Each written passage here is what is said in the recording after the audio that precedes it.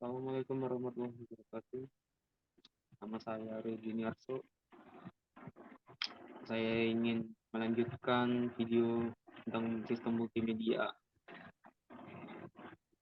Sekarang dengan berjudul pengenalan teks.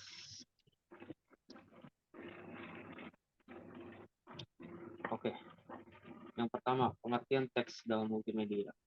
Teks yang dapat diartikan kesatuan bahasa yang memiliki isi dan bentuk diwujudkan melalui tulisan, disampaikan oleh pengirim guna menyampaikan pesan pada penerima.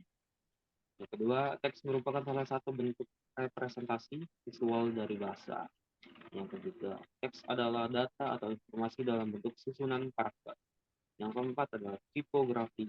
Tipografi adalah ilmu tentang tampilan teks seperti bentuk, spasi, kata, letak, paragraf, dan sebagainya. Yang kelima, data multimedia yang paling mudah disimpan dan dikendalikan adalah teks. Teks dapat digunakan untuk membentuk kata, kalimat, surat, dan atau narasi. Dalam multimedia yang menyajikan bahasa merupakan bagian utama dalam sebuah konten web dan media lainnya. Yang keenam, teks merupakan alat komunikasi yang utama dengan perkembangan teknologi multimedia. Teks dikombinasikan dengan media lain sehingga lebih powerful dan bermakna untuk menyajikan informasi dan mengekspresikan perasaan. Seperti ada tambahan gambar-gambar, tambahan gambar-gambar yang lain untuk lebih menarik peminat pembaca. Oke, selanjutnya, teks adalah jenis data paling dasar menggunakan ruang penyimpanan paling sedikit dibandingkan dengan elemen-elemen multimedia. Dibandingkan dengan gambar, teks lebih sedikit dan lebih dasar. Teks merupakan teks merupakan cara yang biasa digunakan untuk menyampaikan informasi. Teks biasanya digabungkan dengan gambar, audio, dan video. Agar lebih menarik, teks diberi gambar, audio, atau video agar lebih menarik peminat pembaca. Selanjutnya, teks merupakan komponen kunci untuk setiap aplikasi. Teks atau tulisan adalah dasar dari semua aplikasi multimedia. Teks berguna untuk seperti navigasi, penjelasan, dan yang lain-lain. Yang kedua itu kode ASCII. Teks adalah data dalam bentuk karakter. Dalam hal ini adalah kode ASCII atau yang disebut American Standard Code for Information Interchange. Dan ASCII extension adalah Unicode murni. Selanjutnya, tiap-tiap karakter direpresentasikan oleh 7 bit, yaitu 0 sampai 127. Ada beberapa jenis teks, yaitu plain text, format text, dan hypertext. Oke, yang pertama, teks. Karakter ASCII merupakan standar yang ditetapkan oleh Badan Standarisasi di Amerika Serikat yang kemudian populer dan digunakan secara luas. Selanjutnya, ASCII berdasarkan English alphabet seperti A, B, C, D, sampai Z itu.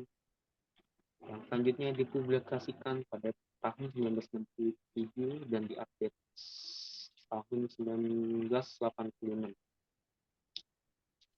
Berikutnya terdiri dari 90 karakter yang printable, dapat dicetak seperti bentuk simbolnya, seperti tanda tanya dapat dicetak juga, yaitu karakter 32 spasi dan karakter nomor 32 sampai 120, serta karakter yang non-printable atau kontrol karakter, yaitu 0 sampai 31. Jenis teks, ada beberapa jenis teks, yaitu plain text, format text, hypertext. Yang pertama, plain text. Plain text adalah jenis teks yang berupa karakter teks saja, tanpa ada format apa-apa. Seperti notepad. Notepad tidak ada gambar atau format yang lain untuk mempermudah mencatat. Selanjutnya, plain text berjenis meme, teks atau plain. Text file tidak bertranskripsi, tidak mengandung embedded information information seperti informasi font, tidak mengandung link, dan inline image. Terdapat perbedaan antara format plain text di Windows dan Unix. Kalau di Windows, akhir baris ditandai dengan carriage return atau CR ditambah line fit atau LF, yaitu 3/13 untuk carriage return-nya dan line fit-nya per 10. Sedangkan di Unix ditandai dengan line fit atau LF, yaitu nomornya per 10 saja. Format teks, yaitu text format, merupakan serangkaian karakter yang memiliki format tertentu. Misalnya saat kita mengetik dengan WordPad. Ya, WordPad itu seperti banyak konteks lainnya, ya, seperti Times New Roman dengan bold, italics, underline, yang bisa diberi warna. Oke, pada WordPad, plain text telah diformasi sedemikian rupa dengan menggunakan aturan teks atau tanda tertentu, sehingga teks tersebut dapat di bold, italics, underline, atau diberi warna, dipilih jenis font, dan lain-lain. Oke. Format teks. Teks cetak adalah hasil print out atau cetakan. Teks hasil scan adalah dari diperoleh dari scanner. Electric text atau word art. Yang C, hypertext. Jenis teks hypertext awalnya diperkenalkan oleh Bash 1945 dan kemudian oleh Ted Nelson pada 1965. Hypertext adalah teks yang memiliki kemampuan linking atau koneksi ke teks lainnya. Contoh format hypertext saat ini adalah HTML, Hypertext Markup Language, atau XML, Extensible Markup Language. Untuk HTML itu digunakan membuat link dan membuat yang lain. Pengenalan jenis huruf. Jenis huruf dikategorikan menjadi 5. Yang pertama, serif. Merupakan jenis huruf tradisional, cirinya mempunyai kaki atau ekor. Bentuk hurufnya yang berkaki membuat garis tidak kelihatan. Ini memudahkan mata pembaca untuk menelusuri dan membaca teks. Huruf ini cocok untuk teks yang panjang dengan spasi yang sedikit.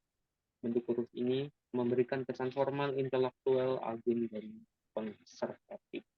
Cocok dipakai untuk organisasi, pemerintahan, pendidikan, dan perusahaan. Nah, contohnya Times New Roman, Garamond, Palatino, dan lain-lain. Pengenalan jenis huruf. Sans serif, yang berarti tidak berkaki dalam bahasa Prancis. Misal, jenis huruf ini terlihat sederhana dan tidak formal, sehingga cocok untuk judul dan subjudul. Jika ingin menggunakan jenis ini untuk teks utama, imbangi dan memberikan jarak spasi yang agak lebar pada teks agar terlihat terhighlight ya. Contohnya Arial Black, Verdana, Alvan, Verde. Yang ketiga, dekoratif. Jenis huruf baru dan menciptakan suasana hati yang membangkitkan emosi pada jaringan. Jadi jangan sampai digunakan untuk teks yang panjang atau isi dari halaman. Gunakanlah untuk judul dan grafik. Karena itu, ya. Contohnya adalah stencil, text stencil. Pengenalan jenis huruf. Keempat, script. Jenis ini menyerupai tulisan tangan. Jenis ini juga sering disebut kursiv dan jangan terlalu banyak digunakan. Bentuk huruf ini memberikan kesan keanggunan, sentuhan pribadi, dan kepuasan. Contohnya BrushScript, Quensler Script. BrushScript dan Quensler Script. Yang kelima, monospace.